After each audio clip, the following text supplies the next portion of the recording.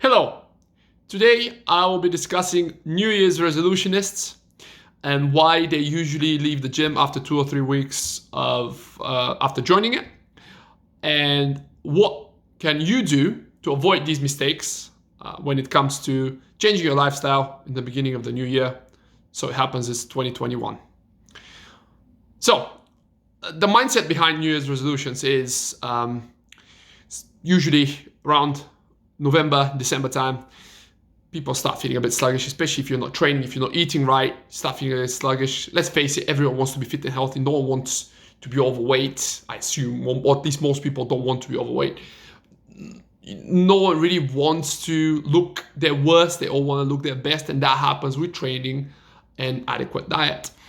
Now, people feel, on average, I think, again, in October, November, December time, that it's time to make a change. It's time that they want, you probably see your colleague or your brother, sister, friend that they've taken up a personal trainer. They probably started some group training, or they're doing it on their own, maybe in the back of their house or in the gym, and they look better. So you want to achieve that as well. You want to look better. Now, naturally, as human beings, we like to postpone things for the perfect moment. So we're going to wait for the perfect moment to start. And that's so it happens. The perfect moment is January, because we've abused our body so much over the month of December that we have eaten, drunk, not done much exercise, not done much movement in general. In other years, not this one, but in other years, we would have gone to about 5 staff parties, gotten drunk about 10 times in that period of time, even on Mondays. And that's totally normal because it's holiday season. I'm not judging.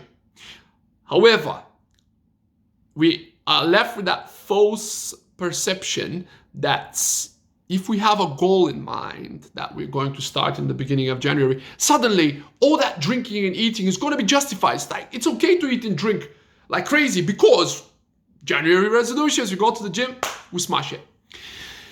The problem with that is that usually people think that joining the gym is the hardest thing to do, when that's the easiest thing to do. Why?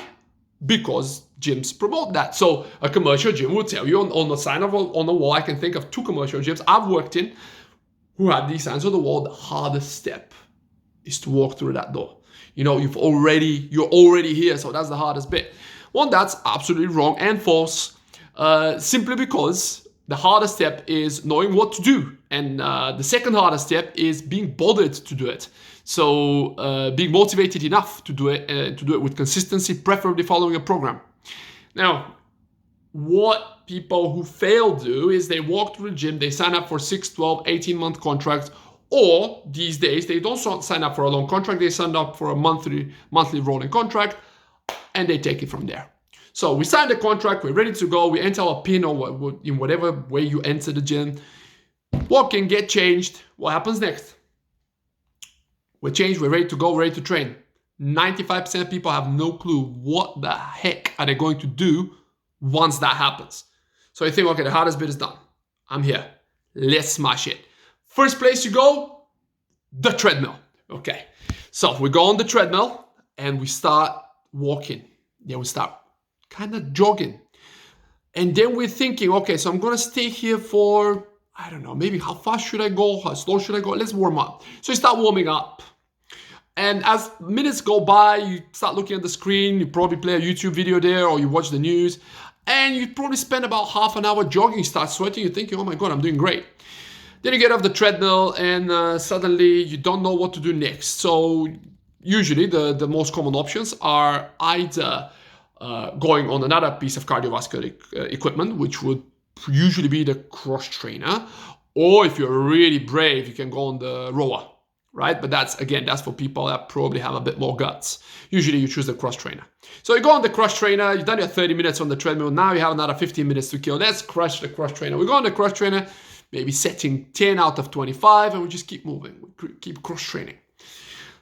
So far, the machine tells us we burn about 250 calories, because that's realistic kind of with that pace. And that's including that's on the treadmill. So then you have another 15 minutes. maybe you go a bit faster towards the end and you burn another 150 calories on your cross trainer, even though, again, that is quite a tough thing to do. So overall, this workout will burn 400 calories. Happy days, you feel like you've achieved something. Once that happens, you go back. You take a shower, get changed, go back to work, or go back home, or to whatever you're about to do, and you get this sense of accomplishment. I've been to the gym. Now you do this for the next 4 or 5 days, and it starts getting a bit tedious because, first of all, you don't notice any changes, and the reason is you are spending time doing things you're comfortable with that are not very effective, simply because they don't provide enough muscular stimulus for you to neither lose weight nor build muscle. You go on the treadmill, which is okay, and you move. The problem with that is that you naturally get hungrier. So if you don't pay attention to what you're eating and how your diet is, how your diet goes as well, you might end up eating more than usual because you're hungrier, because you've expended more energy. And in a couple of weeks' time, you give up because you don't know what to do, you don't know how to progress, and you're bored. You're genuinely bored. I would be bored if I didn't have a program to follow. If I needed to go on the treadmill every day for 2 or 3 weeks without a purpose, going for a 2 or 3 or 5K run, jogging. Because you're not really running, you're jogging. And then going to the cross trainer, or maybe picking up some light dumbbells and doing bicep curls, because I don't know why people do that. I've seen it all the time, specifically females pick up dumbbells, hit bicep curls, but then they don't want to get too big. However, they do an isolation exercise for their biceps. Extremely popular. So the problem here is the lack of preparation. It's easy to create New Year's resolutions. It's hard to prepare for them. What I recommend doing, and what solves that problem, if you want to stick to the gym, if you want to develop healthy habits for life, or at least for the foreseeable future, you should first of all consult with an expert. Might that be a fitness coach, a personal trainer, or even if you don't want to spend any money, or you can't spend any money, go on YouTube, go on Google, and start following someone credible or a few credible sources. And you'll see that if these sources are truly credible, they will start cross-referencing different training methodologies. But a lot of these methodologies would include lifting weights. For a lot of people, this is a turn-off.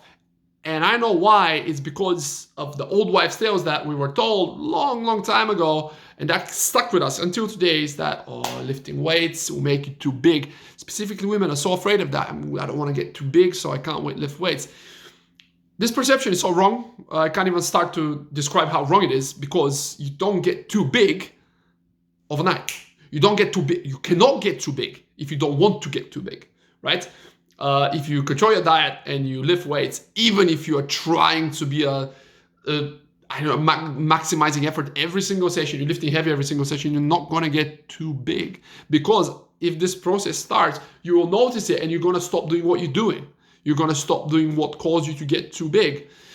Usually people that are already too big, in different proportions, not muscular but fat-wise, say that they don't want to get too big muscle-wise, which is much harder to achieve compared to getting too big from being overweight.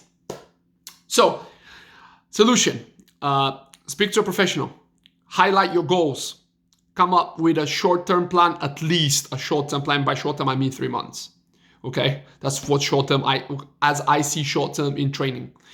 Come up with a short-term plan on what your training is going to look like. If you can get a personal trainer one-to-one, best thing to do. Right? Especially if it's someone you trust, someone that has been recommended to you, or someone that just gave you a good impression. Give them a go. And if they sound credible to you, and if you keep achieving results, stick with them.